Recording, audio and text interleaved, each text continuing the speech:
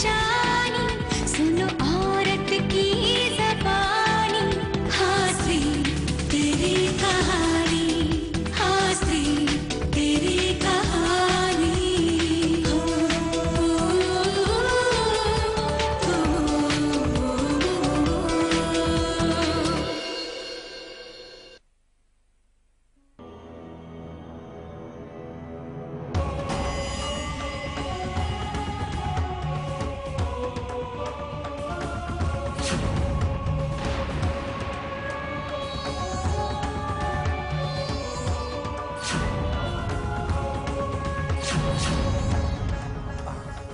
अजय भैया आप क्या बात है?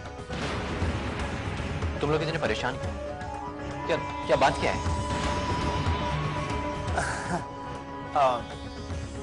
क्यों भाभी जी, आप कहें तो अजय भैया को सब कुछ सच सच बता दूं? हाँ कुणाल, बात क्या बता? एक्चुअली अजय भैया, तुम्हें कुछ भी कहने की कोई जरूरत नहीं है। मुझे जो कहना है मैं खुद कहूंगी, समझे?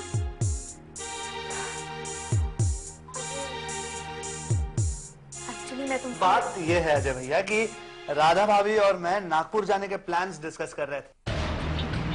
मैं राधा भाभी से कह रहा था कि नागपुर में हम किसी होटल में रहेंगे। क्या है, होटल में आराम का आराम भी हो जाएगा और सहूलियत भी रहेगी। बस यही बात है, और क्या। हाँ तो कुणाल तुम ठीक ही तो कह रहे हो, इसमें परेशानी क्या बात?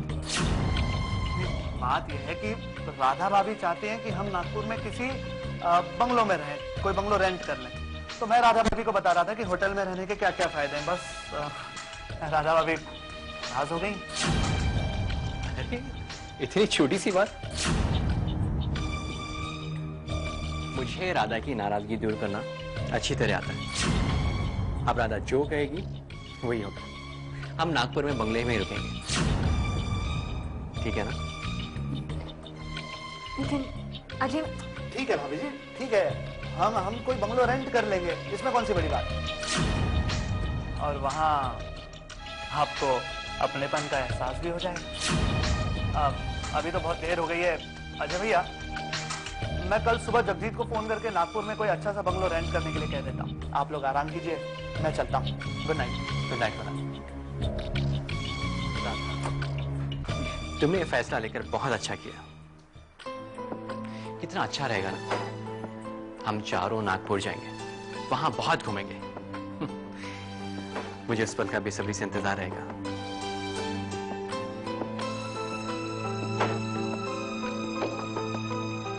अजय, शायद ये नागपुर का सफर हमारे साथ और प्यार का आखिरी सफर हो, क्योंकि सच सामने आने के बाद शायद तुम्हारा यही प्यार नफरत में बदल जाएगा। तेरी कहानी।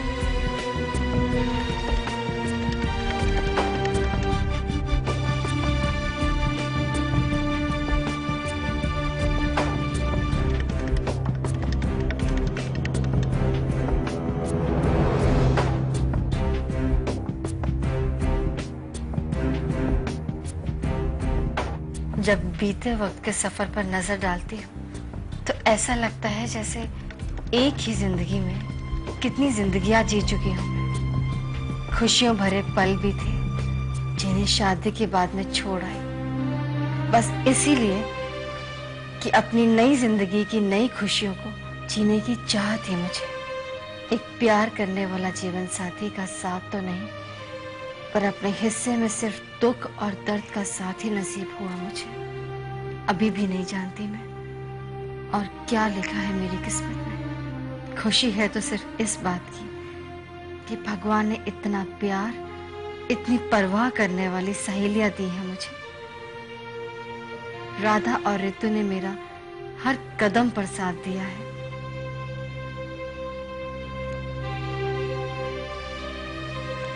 लेकिन एक अनजान, एक अजनबी ने मुझे जिंदगी को जीने की वजह दी है। राज एक अजनबी बनकर ख्वाब की तरह तो आया था मेरी दुनिया में, लेकिन अब कभी भी ना भुला देने वाली हकीकत बनकर रहेगा मेरे जहन में।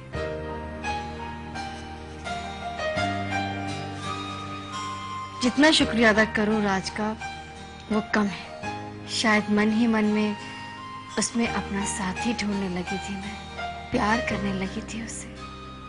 लेकिन राज तो मुझे सिर्फ अपना एक दोस्त मानता है, और एक दोस्त के नाते मैं उसकी जिंदगी में सिर्फ दोस्त बनकर ही रहना चाहती हूँ, बोझ नहीं जिसे वो अपनी जिम्मेदारी समझे। कल मैं अपने पति से मिलने वाली हूँ। पता नहीं वक्त ने क्या लिखा है मेरे हाथ की लकीरों में, नहीं जानती मैं। पर हाँ, इतना जरूर जानती हूं कि एक दोस्त है जो मुझे हमेशा खुश देखना चाहता है, और सिर्फ उसी की खुशी के लिए मैं आने वाले कल के हर लम्हे को अपनाने के लिए तैयार हूं। हास्री तेरी कहानी हो।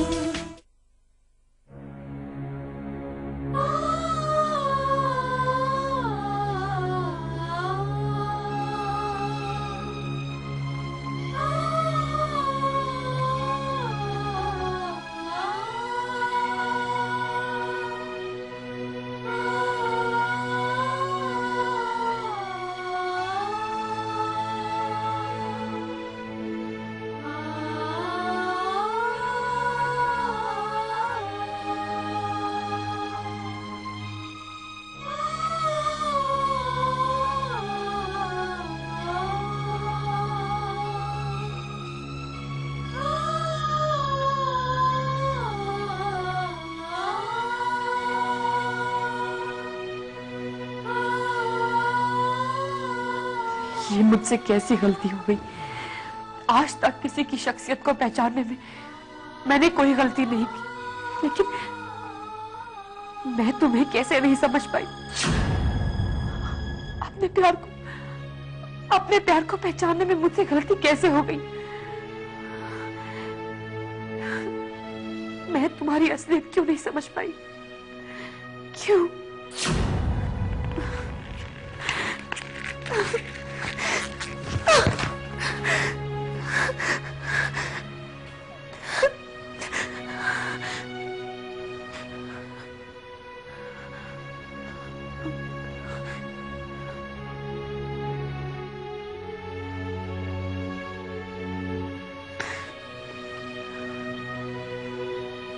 संजू, राधा, आज मुझे तुम दोनों की कमी बहुत महसूस हो रही है।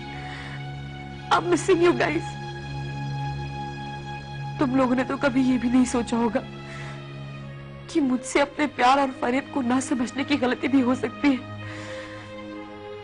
लेकिन हाँ, हुई है मुझसे ये गलती, हुई है मुझसे ये गलती। मैं नहीं समझ पाई उस इंसान को, मैं नहीं समझ पाई उस फर्क को, नहीं समझ पाई।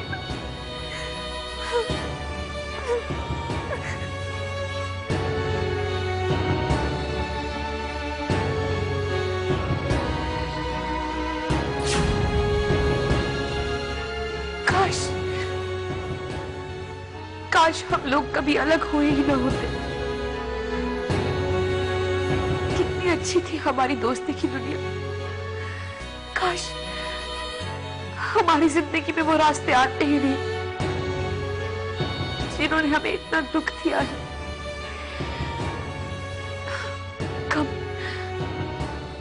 कब वापस आएंगे वो दोस्ती के पल? कब?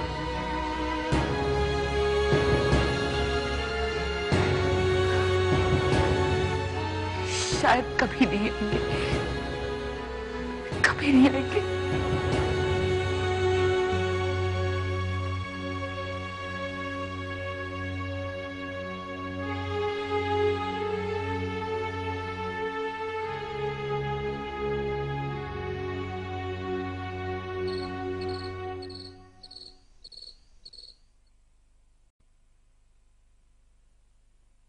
ये मुझे क्या होने लगा है?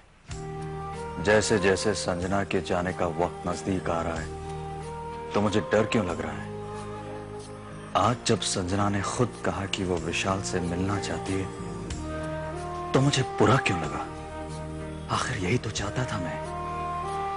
अब जब संजना ने अपने पति के पास हमेशा हमेशा के लिए रहने जा रही है तो मुझे तो खुश होना चाहिए। तो फिर इतना दुख क्यों हो रहा है मुझे?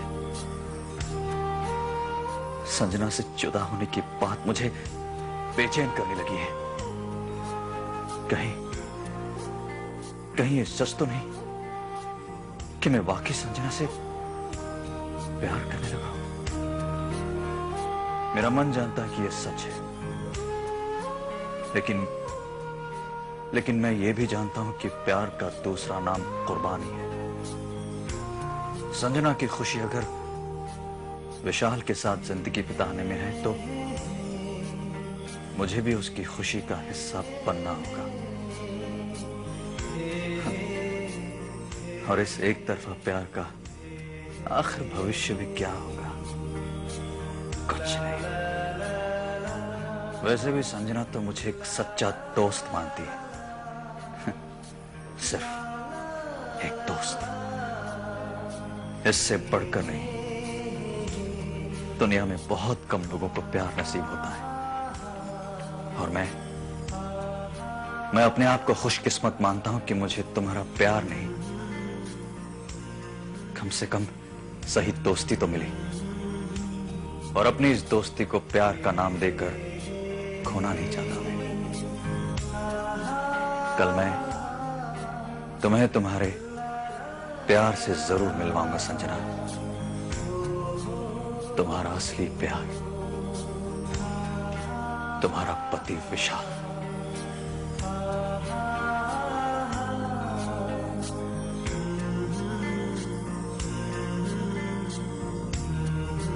हंसी तेरी कहानी हो। अब कुछ गंवाने के लिए बचा ही क्या है मेरी जिंदगी? राज के साथ इस दोस्ती ने ही तो मुझे नई जिंदगी दी है। ये दोस्ती ही तो मेरे जीने की वजह है। लेकिन जब विशाल के बारे में सोचती हूँ तो उसके और मेरे रिश्ते के कर्तव्यों को भुला भी तो नहीं सकती। शायद जिंदगी एक बार फिर मेरा इम्तिहान लेना चाहती है। एक तरफ मेरा वो रिश्ता है जिसे अग्नि को साक्षी मानकर अपनाया था मैंने। उसमें रीति रिवाज तो शामिल थे, लेकिन प्यार शामिल नहीं था। और दूसरी तरफ वो रिश्ता है जिसका कोई नाम तो नहीं है, लेकिन जिसका वजूद सिर्फ प्यार है। नहीं जानती ये आने वाला वक्त मेरी जिंदगी में क्या लाने वाला है।